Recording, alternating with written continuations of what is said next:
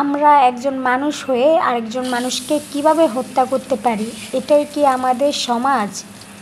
আসলে আমরা সমাজে ভাবি এক আর হয় আরেক, তাও আবার ভাত খাইয়ে পেটে লাথি মারা।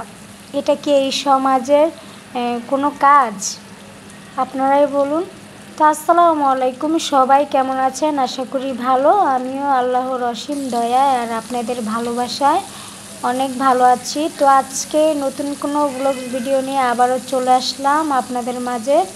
তো আমি কিন্তু ভিডিওর প্রথমেই যা বলেছিলাম, আপনারা হয়তো সবাই জানেন তোফাজ্জলের ব্যাপারটা, কিভাবে মৃত্যুর আগে ওকে ভাত খাইয়ে তারপরই মারা হয়েছে। তো মেরেই যখন ফেলবে তাহলে কেন তাকে খাবার দেওয়া হয়েছিল? এটাই কি আমাদের সমাজের রীতি?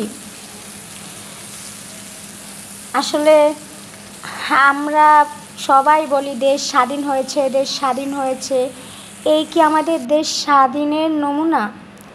তো আজকে অনেক কথাই বলে ফেললাম, তো চলুন আজকে কি রান্না করা যাক। তো আজকে আমি সুরমা মাছ দিয়ে মূলা দিয়ে রান্না করব। তো আমি খুব অল্প সময়ে রান্নাটা করব। তো গল্পের মাঝামাঝি আমার কিন্তু অর্ধেক রান্না হয়ে গিয়েছে, সেটা আপনারা দেখেছেন।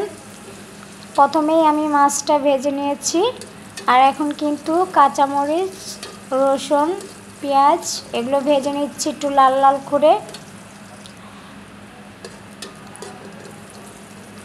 বাঙালি যতই বলুক না কেন দেশ স্বাধীন হয়েছে, কিন্তু এখন দেখতেছি দেশ স্বাধীনের কোনো ব্যাপারই না, এখানে আরও দেশ খারাপ অবস্থার দিকেই দেখতে পাচ্ছি। তো আসুন আমরা এইসব বিষয়গুলো ঝেড়ে মাথা থেকে ফেলে দিই।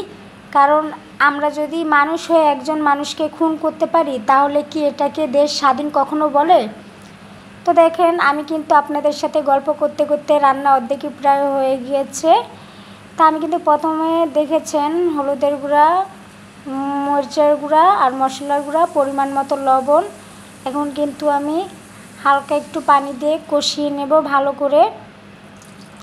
আর তরকারির মশলাটা যত কষাবেন ততই কিন্তু তরকারির স্বাদটা বাড়বে, এবং তরকারিটা যতই কষাবেন ততই স্বাদ বাড়বে। আর মশলাটা কিন্তু কষানোর ফলে মশলা গন্ধটা আসবে না, তাই কিন্তু আমরা বেশিরভাগ সময় মশলাটা বেশি করে কষিয়ে নিই। তো এখন আমি ভালো করে কষিয়ে নিচ্ছি মশলাটা। তো দেখেন কালারটা কিন্তু অসাধারণ। আর আমি বিশেষ করে হলুদের গুঁড়ো আর মরিচের গুঁড়ো ভাঙানোটাই খাই। তো এখন আমি কিন্তু একবার পানি দিয়ে কষিয়েছি, এখন আবারও কষাচ্ছি। দেখেন প্রায় কষানো হয়ে গিয়েছে।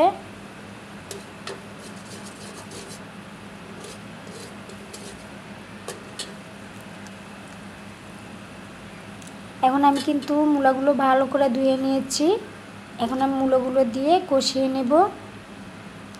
হয়তো আপনারা ভাবছেন এই সিজনে মূলা কিভাবে পেলেন। তো আমাদের এখানকার বাজারে কিন্তু কোনো সিজন টিজন মানি না, 12 মাসই বিভিন্ন তরকারি হয়।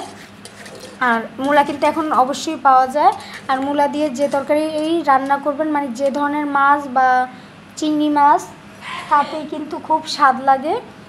তো আমার খুবই খেতে ইচ্ছা করছিল, তাই আমি নিয়ে এসেছি। তো মূলা, শালগম এসব কিন্তু আমার খুবই ফেভারিট। তো আপনাদের সাথে গল্প করতে করতে রান্না বেশিরভাগ সময় হয়ে গিয়েছে। এখন আমি ভালো করে কষানোর পর ঝোলের পানিটা দিয়ে দিয়েছি। আর আমার ভিডিওতে যদি কোনো প্রকার ভুল হয়ে থাকে আপনারা অবশ্যই আমাকে ক্ষমার দৃষ্টিতে দেখবেন। আর আমার ভিডিও যদি আপনাদের থেকে ভালো লেগে থাকে, লাইক, কমেন্ট, শেয়ার কিন্তু অবশ্যই দিবেন, কারণ আপনাদের একটু সাপোর্টেই কিন্তু আমি অনেক দূর এগোতে পারবো। আর আমাকে যারা সাপোর্ট করে তারা বলতে পারবে না যে তাদেরকে আমি সাপোর্ট করি না, অবশ্যই আমি সবাইকেই সাপোর্ট করি। তো ইদানিং কিন্তু আমাকে তেমন কেউ সাপোর্ট করে না, তাই আমার পেজটা কিন্তু ডাউনের দিকে। আর আপনাদেরকে কি বলবো, হয়তো আপনাদেরকে আমি অতটা সময় দিতে পারি না। তো আপনারা যদি আমাকে ভালোবাসা দেন, অবশ্যই রেগুলার আপনারা আমাকে পাবেন।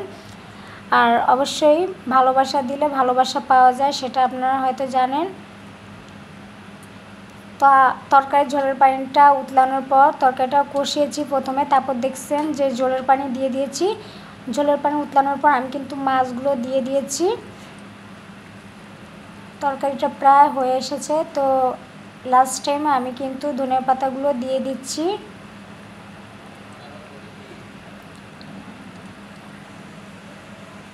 শীতকাল বলুন আর গরমকাল বলুন, ধনিয়া পাতা সব সময় আর কি খাওয়া যায়।